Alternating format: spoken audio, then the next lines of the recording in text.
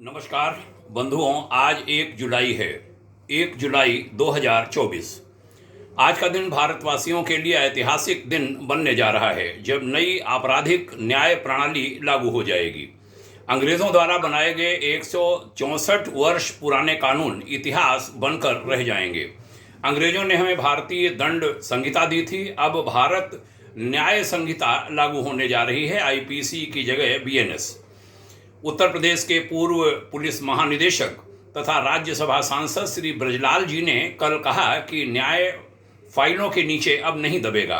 नई न्याय प्रणाली में सभी अभिलेख डिजिटल होंगे, जिसमें कोर्ट, पुलिस, फॉरेंसिक, अभियोजन, प्रिजन सब आपस में जुड़ जाएंगे। अब फाइलें गायब नहीं होंगी। कंप्यूटर का एक बटन दबाने से न्यायालय एवं न्याय प्रणाली से जुड़े सभी पक्षों को सारे के सारे अभिलेख उपलब्ध हो जाएंगे। भारत सरकार का मानना है कि तारीख पर तारीख वाला जमाना अब इतिहास के पन्नों में दफन हो जाएगा। आज 1 जुलाई को लिखी गई एफआईआर में अधिकतम 3 साल में निर्णय हो जाएगा, यानी अब पुलिस चार्टर और जुडिशियल चार्टर भारत में लागू होगा। 3 साल तक वाली सजा के मामलों में समरी ट्रायल होगा, जिससे अदालतों पर से मुकदमों का बोझ बहुत कम हो जाएगा। श्री ब्रजलाल ने बताया कि छोटे अपराधों में सजायाफ्ता व्यक्ति को जेल न भेजकर उससे सामुदायिक सेवा कराई जाएगी और वह सेवा ही उसकी सजा मानी जाएगी। नई भारतीय न्याय संहिता में देशद्रोह, आतंकवाद, mob lynching, chain purse snatching, organised crime, zero FIR आदि के नए प्राविधान किए गए हैं। नई कानून व्यवस्था के जानकार बताते हैं कि भगोड़ा अपराधी अब सजा से बच नहीं पाएगा। अंग्रेजों के कानून में अपराधी जब तक न्यायालय में उपस्थित न हो उस पर मुकदमा नहीं चलाया जा सकता था। नए कानून में उस अपराधी को भगोड़ा घोषित करने के बाद उसकी अनुपस्थिति में भी मुकदमा चलेगा और उसकी अनुपस्थिति में मुकदमा चलाकर उसे सजा दी जा सकेगी। अपराध करके अपराधी द्वारा कमाई गई संपत्तियां सरकार द्वारा जब्त की जा सकेंगी, जो पुराने कानून में संभव नहीं था। नई आपराधिक न्याय प्रणाली के लिए देशवासियों को बहुत बहुत बधाइयाँ। ईश्वर करे नई कानून व्यवस्था हमारे देश के लिए सभी प्रकार से शुभ हो। अब मैं भाग्योदय फाउंडेशन की ओर से कुछ इसका सार प्रस्तुत कर रहा हूं और यह भी कहता हूं कि भाग्योदय फाउंडेशन समेत कई संस्थाओं ने पुलिस चार्टर और जुडिशियल चार्टर भारत में लागू करने की मांग की थी। इसके लिए मोदी सरकार को बहुत बहुत धन्यवाद।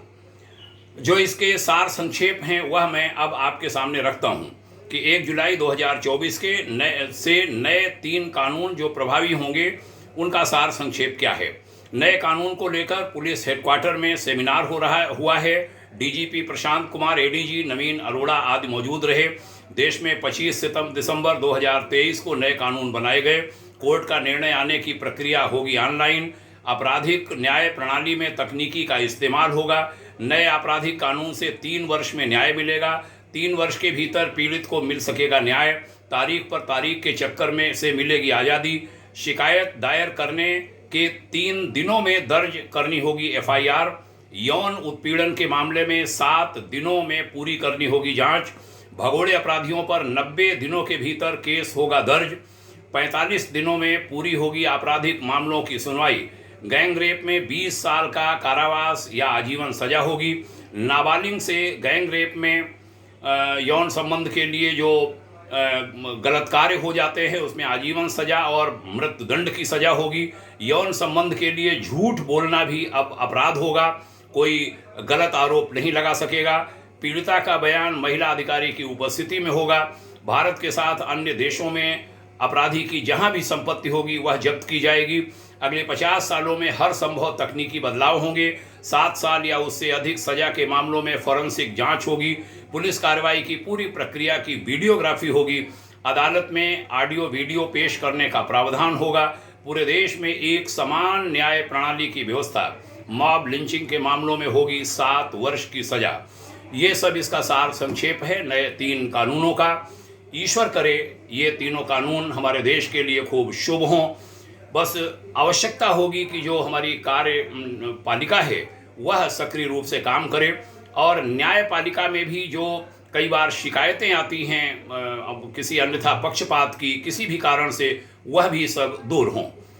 भ्रष्टाचार मुक्त भारत हो, सबके लिए न्याय, सस्ता न्याय, सर्वसुलभ न्याय, ऐसी व्यवस्था भारत में हो, भारत का उद्धार हो, 21वीं सदी उज्जवल भविष्य कहा गया है हमारे ऋषियों के द्वारा, और वह होगा होगा और होगा, ऐसे विश्वास के साथ आज की चर्चा का समापन। आप सभी ने सुना, इसके लिए पुनः धन्यवाद, नमस्कार, बहुत बहुत बधाई, जय हिंद, ढेर सारी शुभकामनाएं। ओम शांति।